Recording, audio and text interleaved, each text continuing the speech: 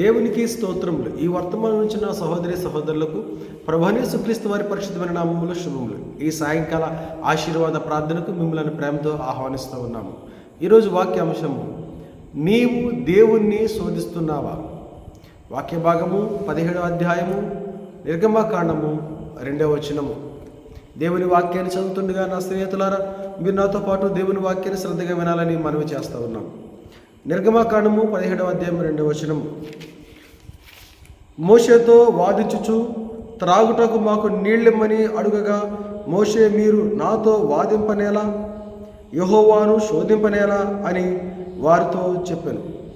ప్రియ సహోదరి సహోదరులారా, ఈ సందర్భంలో ఇశ్రాయేలు ప్రజలు ఐగుప్తు దేశం నుంచి ప్రయాణమై దేవుడు చెప్పిన దేశానికి వెళుతున్న మార్గంలో వారు ఎర్ర సముద్రమును దాటారు. తర్వాత ప్రభువుని ఆహారం అడిగితే మన్నాను వారికి ఇవ్వడం జరిగింది. తర్వాత ఆ దేవుడు ఈ 17వ అధ్యాయంలో రెఫీదీములు అనే ప్రాంతానికి తీసుకొని వచ్చినప్పుడు అక్కడ వారికి త్రాగడానికి నీళ్లు లేని సందర్భం. అయితే వారు దేవుని సన్నిధిలో వారు మొరపెట్టడం లేదు, కానీ మోషేతో వాదిస్తూ ప్రభువుని శోధిస్తూ ఉన్నారు. కొన్ని సందర్భాల్లో మనల్ని దేవుడు అరణ్య మార్గం గుండా నడిపించాడు అని అంటే మనం ఇక్కడ ఒక సత్యాన్ని గ్రహించాలి. దేవుడు మన విశ్వాసాన్ని పరీక్ష చేయడానికి మనం అరణ్య మార్గం గుండా వెళ్తున్నాం అని మనము గమనించాలి. కొన్ని సందర్భాల్లో దేవుడు మన విశ్వాసాన్ని పరీక్ష చేయడానికి అనేక మార్గాల గుండా మనలను తీసుకొని వెళతాడు. ఒక వ్యక్తి హృదయము ఎలాగుందో తెలుసుకోవాలంటే ఆ వ్యక్తి సమస్యలో ఉన్నప్పుడే అతని హృదయమును మనము గ్రహించగలం. ఒకవేళ ఏదైనా సమస్య వచ్చినప్పుడు నీ హృదయం దేవుని ఎలాగుంది? ఇశ్రాయేలు ప్రజలు దేవుని శోధిస్తున్నట్లు నీవును దేవుని శోధిస్తున్నావా? అసలు దేవుని శోధించడం అంటే ఏమిటి? మనం నిర్గమకాండము 17వ అధ్యాయంలో చూస్తున్నాం. వారు దేవుడు ఏడి, దేవుడు ఉన్నాడా, దేవుడు మనతో ఉన్నాడా అంటూ వారు అవిశ్వాసాన్ని చూపించారు. మోషేతో వాదన పెట్టుకున్నారు. దేవుడు లేడు అనే మాటను వారి నోటంట వస్తూ ఉంది. అవును ప్రియ సహోదరి సహోదరుడా, సమస్య ఉన్నప్పుడే మన హృదయం ఎలాంటిదో తెలుస్తుంది. దేవుడు అప్పుడే మనం పరీక్ష చేస్తుంటాడు. ఒకవేళ నీవు చేస్తున్న ఉపాధి హఠాత్తుగా నీ నుంచి దూరం అయిందంటే, నీ ఉద్యోగం కానీ నీ ఉపాధి కానీ నువ్వు కూలిపోయినప్పుడు శ్రమల కూడా నువ్వు వెళ్తున్నప్పుడు నీ హృదయము ఎలా ఉందో అక్కడే అర్థమవుతుంటుంది. వ్యాధి వచ్చినప్పుడు లేదా సమస్యలు వచ్చినప్పుడు లేదా ఏదైనా ఆటంకం కలిగినప్పుడు ప్రభు ఎడల నీ హృదయము నీ విశ్వాసము ఎలాంటిదో అక్కడ స్పష్టంగా తెలియబడుతూ ఉంది. ఇక్కడ ఇశ్రాయేలు ప్రజలు శ్రమల గుండా వెళ్ళవలసి వచ్చింది. అయితే వారు యెహోవాను దూషిస్తూ ఉన్నారు. దేవుడు ఉన్నాడా? ఉంటే ఏంటి మాకు కష్టం ఏంటి? నీళ్ళేయి, మా పిల్లలు మా గొర్రెలు మేమంతా చనిపోతున్నాం అని అంటూ ఉన్నారు. ప్రియ సహోదరి సహోదరుడా, ఒక సత్యాన్ని జ్ఞాపకం చేసుకోవాలి. దేవుడు వారిని అరణ్యములో నశింప చేయడానికి తీసుకుని రాలేదు. దేవుడు వారికి వాగ్దాన భూమిని ఇవ్వడానికి తీసుకొని వెళ్తున్నాడు. ఎందుకు వారు చచ్చిపోతారు? ఎందుకు వారు నశించిపోరు. కానీ వారు అనుకుంటున్నారు అట్లా అని. శ్రమ కలిగినప్పుడు వారు దేవుని గొనుక్కుంటూ, దేవుని నామమును దూషిస్తూ, దేవుడి మీద సొనుక్కుంటూ ఆయన్ని శోధిస్తూ ఉన్నారు. దేవుని శోధించడం అంటే అదే అవిశ్వాసం చూపించడం. దేవుడు ఉన్నాడా అని మనం అనడం, దేవుడు ఉంటే నాకెందుకు కష్టం వచ్చింది అని అనడం. అలాంటి సమయంలో మనము శోధన వచ్చిన సమయంలో అలాంటి మాటలు మాట్లాడకుండా విశ్వాసాన్ని చూపించడమే దేవుని ఎడల మనకున్న విధేయత. దేవుడు ఉన్నాడా, దేవుడు ఏడి అనే మాటలు కాకుండా, నా దేవుడు నన్ను ఎన్నడూ విడిచిపెట్టడు, నా దేవుడు నాకు సహాయం చేస్తాడు అనే విశ్వాసము గొప్పది. నీవు దేవుడు ఉన్నాడా అంటే దేవుడు శోధిస్తున్నట్లే. ఇక్కడ దేవుడు వారికి సహాయం చేశాడు. నిజమే, దేవుడు మన శోధనలో మనకు సహాయం చేస్తాడు.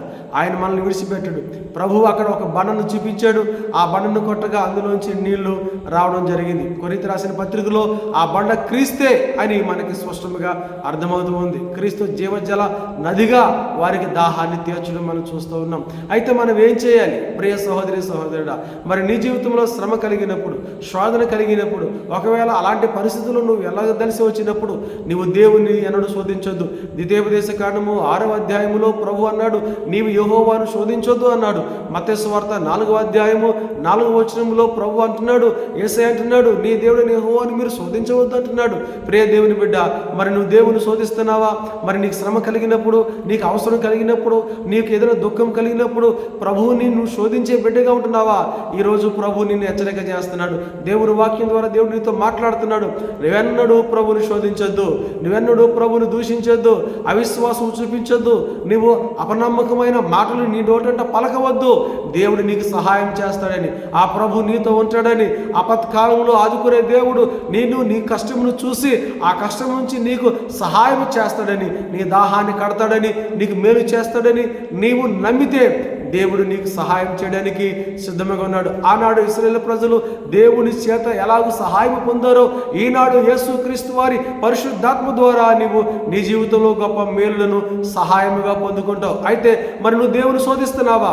ఎన్ని సందర్భాల్లో నువ్వు శోధిస్తున్నావు? ఎన్ని సందర్భంలో శోధించబోతున్నావు? ఒక్కసారి పరీక్ష చేసుకొని, ప్రభా నన్ను క్షమించిన ఆయన, నేను కొన్ని సందర్భాల్లో నిన్ను శోధించాను ప్రభు, నేను దేవుడు ఏడి అన్నాను ప్రభా, దేవుడు ఉంటే నాకు ఇదేంటి అన్నాను ప్రభు, దేవుడు లేడు అన్నాను ప్రభా, నాతో దేవుడు లేడని వ్యర్థమైన అవిశ్వాసము మాటలు మాట్లాడండి ప్రభు, నా నోటిని కొట్టి నన్ను స్వస్థపరిచి ప్రభు నాకు విశ్వాసం దయచేయని ఈరోజు నువ్వు ప్రార్థన చేస్తే దేవుడు ఆనాడు ఆ రెఫీదీముల ఆ మరి ప్రాంతంలో బండ నుంచి నీళ్లను కుమ్మరించిన దేవుడు నీ పరిస్థితులు ఏ పరిస్థితులైనా, అది అరణ్యమైనా ఎడారైనా, అది ఎలాంటి స్థితిగతులైనా సరే, ఆ స్థితిలో దేవుడు నీకు జీవజలపు ఊటలను ఆశీర్వాదకరంగా మలిపి దేవుడు నిన్ను ఆశీర్వదించి నీ కుటుంబానికి ఒక గొప్ప దీవెనను దేవుడు కుమ్మరిస్తాడు. అలాగూ దేవుని యందు మనము విశ్వాసము కలిగి దేవునికి ఇష్టలుగా మనం ఉందాం, దేవుని ఆశీర్వాదాలు పొందుకుందాం, దేవుని శోధించకుండా దేవుని వాక్యానికి లోబడుతూ ఆయన యందు మనము భయభక్తులు కలిగి జీవిద్దాం. దేవుడు కొన్ని మాటలను దీవించి ఆశీర్వదించిన గాక. ఆమేన్. ప్రార్థన చేద్దాం. ప్రియ పరలోక తండ్రి, మీకు వందనాలు. ఈ దినం ఉదయం నుంచి సాయంత్రం వరకు మీరు మాకు తోడుగా ఉన్నారు ప్రభా. మీరు మాకు ఇచ్చిన గొప్ప కృపకై ఆశీర్వాదకై వందనాలు. ఏ కీడు రాకుండా మమ్మల్ని ఆదరించారు. ఈ రాత్రి మంచి నిద్ర ఆరోగ్యం మాకు అనుగ్రహించండి. యేసయ్య నామములో ప్రార్థిస్తున్నాం తండ్రి. ఆమేన్.